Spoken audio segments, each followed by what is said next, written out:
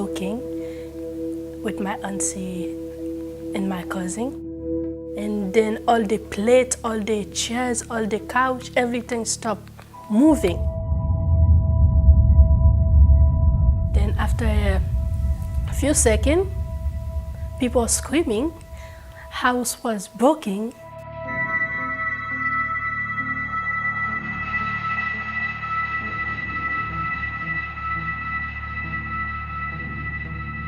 The earthquake was really bad, and the school I went to broke, and most of the school broke, most of the students stay home, they lost their family. It was devastating. It was hard to see people walking in blood to save your life. I mean, people died just trying to save the family. My name is La Rochelle Marie-Christine Belize, and I come from Haiti. My English name is Tommy Liang, and my Chinese name is Liang Wangyuan. I come from China, and I live in the south of China, Guangxi province. Nanning is my hometown, and I lived there with my family. Before grade 7, I'm a very good student in studies. I got very high marks in my school. I told my family if my marks get higher and higher, just could you send me abroad to get education. I think visa students have a different background and different attitude towards it, right? Both of us suffer from loneliness and homesickness because you might be just back home one time per year, and different language, different people, and a strange environment. It's a huge effect on yourself.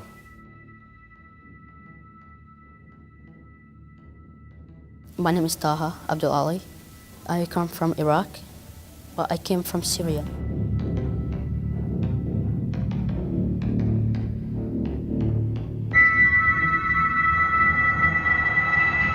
My role was to break the story about my uncle and my grandfather. They got killed. Really? Yeah.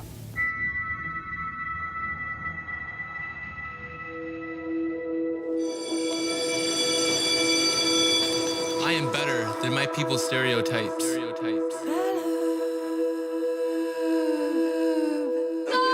You're really freaking me out! You put the lights on right now!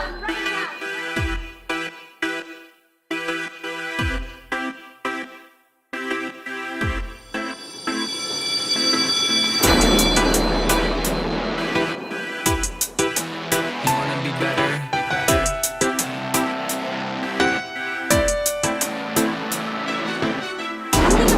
This is serious. They assume that you people are terrorists. Picture them breaking down your door. And what do they think of you too?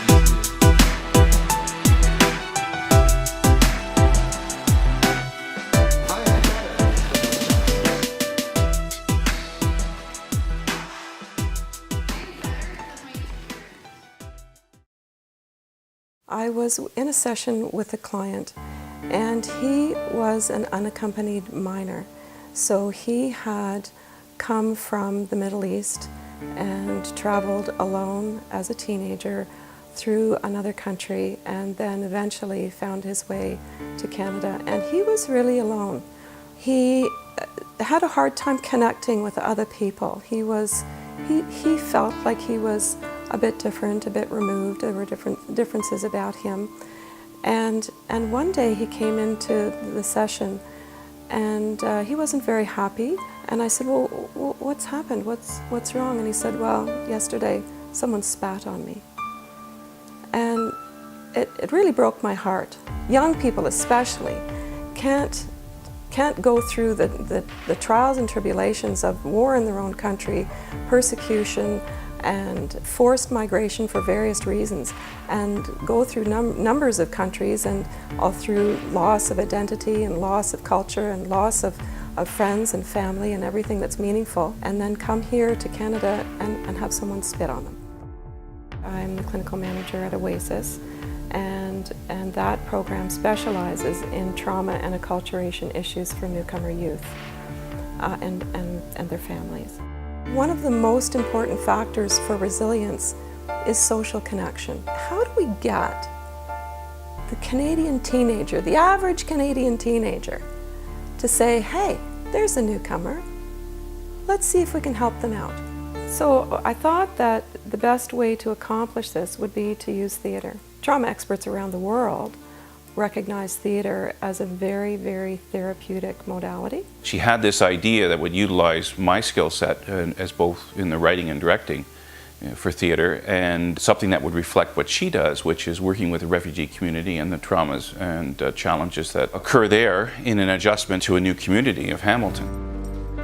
Her idea was, I work with students, they write a play, and then another group of students perform the play, and that the play be based on the experience of the refugee community within that school. Let's have a number of stories shared, because the stories are all different. So coming from Afghanistan is very different than coming as a visa student from China, or coming out of Sierra Leone, or coming out of Syria-Iraq conflict. So all the stories are very, very different.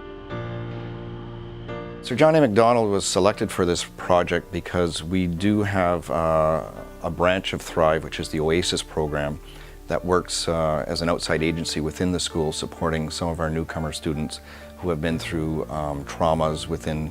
So they offer mental health support as well as help with the acculturation to Canada. Sir John A. Macdonald is unique in a number of ways, but one of the main ways really is the number of newcomer students that we do have here at the school. Our school population is a little over 1,000, and approximately 600 of them have been born outside of Canada, and we also have a number who are first-generation Canadians.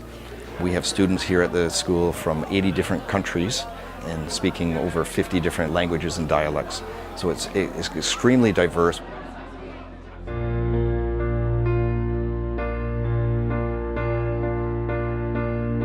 The Spec Kids Challenge is $25,000, and the community votes. We won the $25,000, and that allowed us to bring in the professional supports that this project would need in order to potentially be the prototype for this project to take place in many, many high schools across Canada.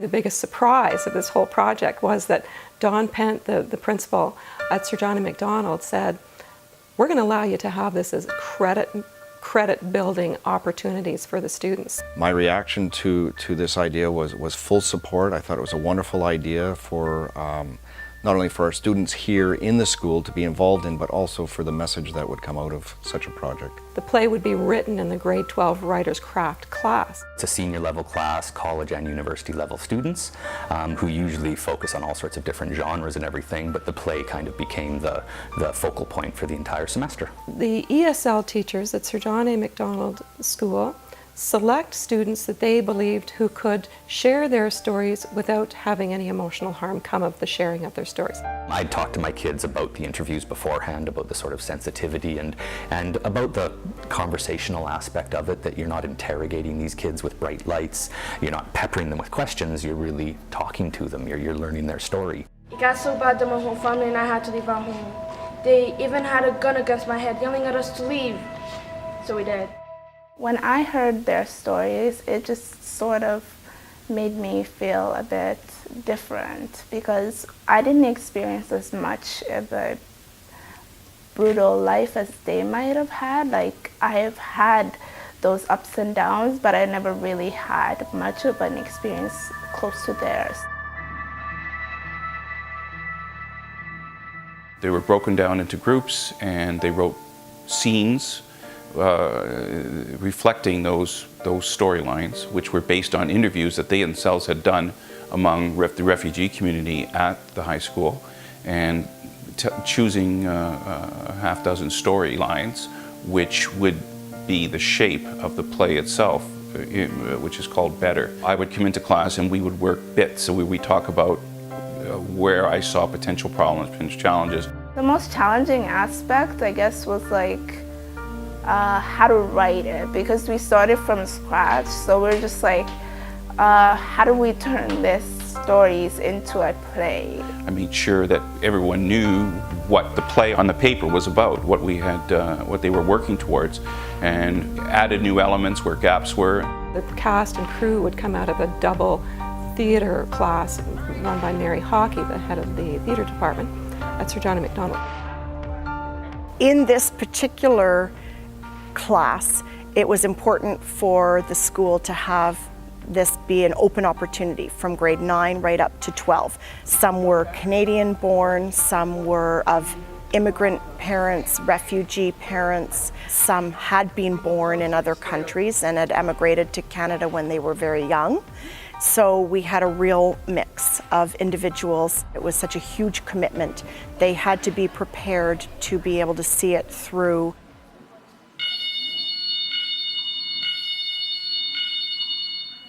Attention students, staff, and visitors.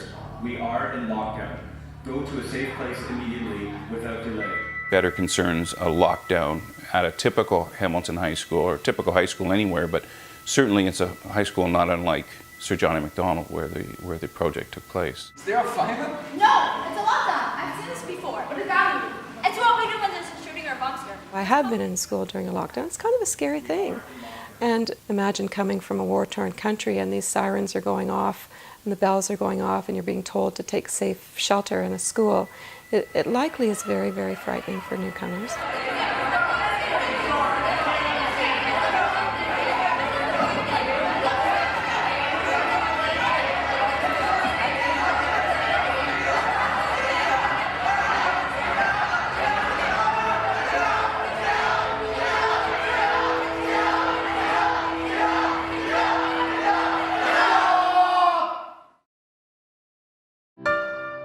How a group of students are affected by this lockdown experience and how some change, some don't, but everyone aspires to be better at the end of the day. The experience was unlike any drama experience I had before. Life wasn't about making friends or playing sports, but the continuous pressure of being the best. The most challenging part about this play was the discipline. I think Miss Hockey really laid it down hard on us as far as making it to rehearsals and, having a certain deadline for completing and rehearsing different scenes. I remember one day I came and did the monologue. I had to repeat myself nearly 15 times, which took maybe a course of I could say near an hour, as far as I can remember. I mean, it was brutal. It was difficult at times for them to see the big picture. And we were working on this for an entire semester. So, you have peaks and valleys, and it's hard to keep going through the valleys until you get to another peak. This was Syria, with tens and thousands of souls trying to survive in a place riddled with violence. We had incredible responsibility to refugee and immigrant students who had been interviewed with the Writer's Craft class, and their stories were turned into the script. We had a sense of responsibility to them to portray their stories in an honorable way. And oftentimes, so are we. I feel nice, but inside it's all black. I can still hear the horrific screams as I lay in bed at night, creating memories that have haunted me ever since. Sometimes I feel like killing myself, but I said, God have plans for everyone. Maybe it's not my time yet.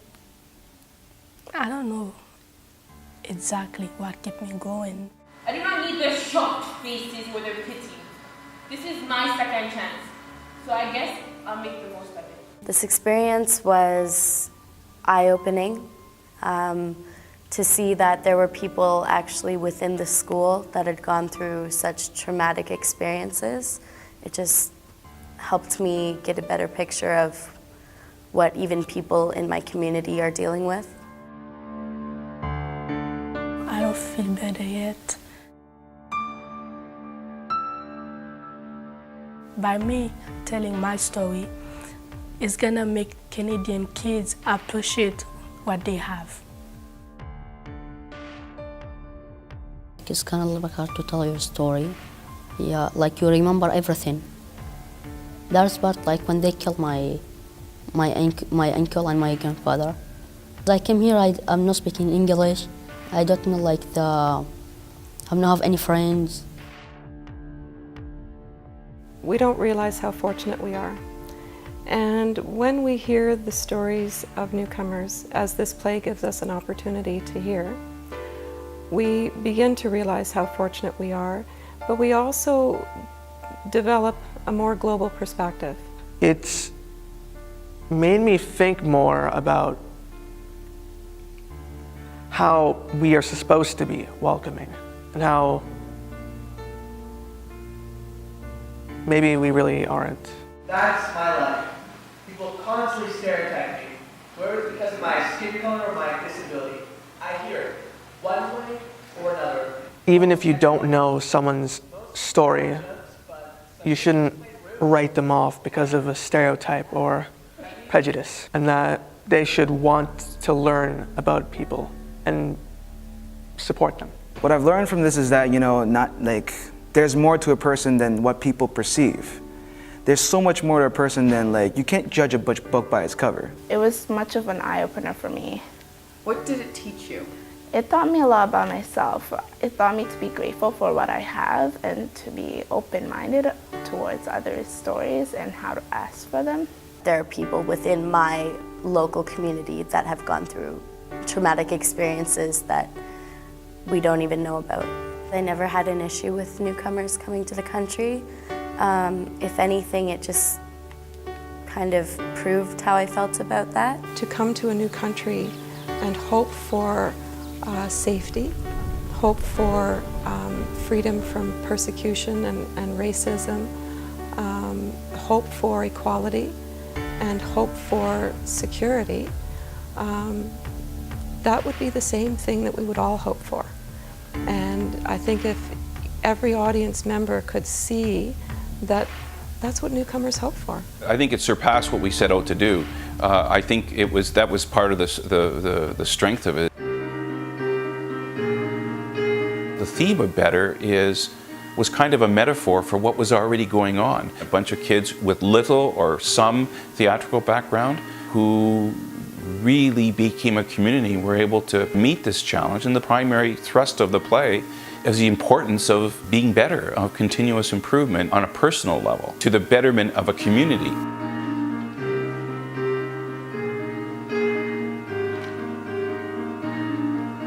In the beginning, we were very separate. We had our own groups, but by the end, it felt like a family. To the left, to the left. Oh, right, right. My most rewarding experience would be when all of the students, without fail, came away with a huge sense of accomplishment. Everybody felt that they had created a community, that they had something important to say. And the most important message I took out of the play was hope. That these are young people who now have hope for their future. And that's something that Canada offers them, and they appreciate. I didn't really know anything about, Muslim culture or even the countries and religions that are represented, like Iraqi, Haitian, and even the representation of how Canadians are portrayed in this play is very different and unique. What I liked most about the process was seeing certain people bloom into their characters and really develop who they were. They became someone of meaning, and there was a significant connection between certain characters and the actors.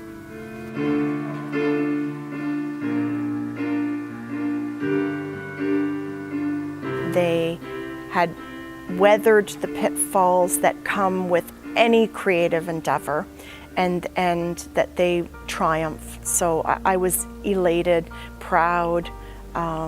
They couldn't have done a better job, and I know that they all learned far bigger things than just learning how a play works. They shouldn't judge others for their life, that they should just accept them for who they are.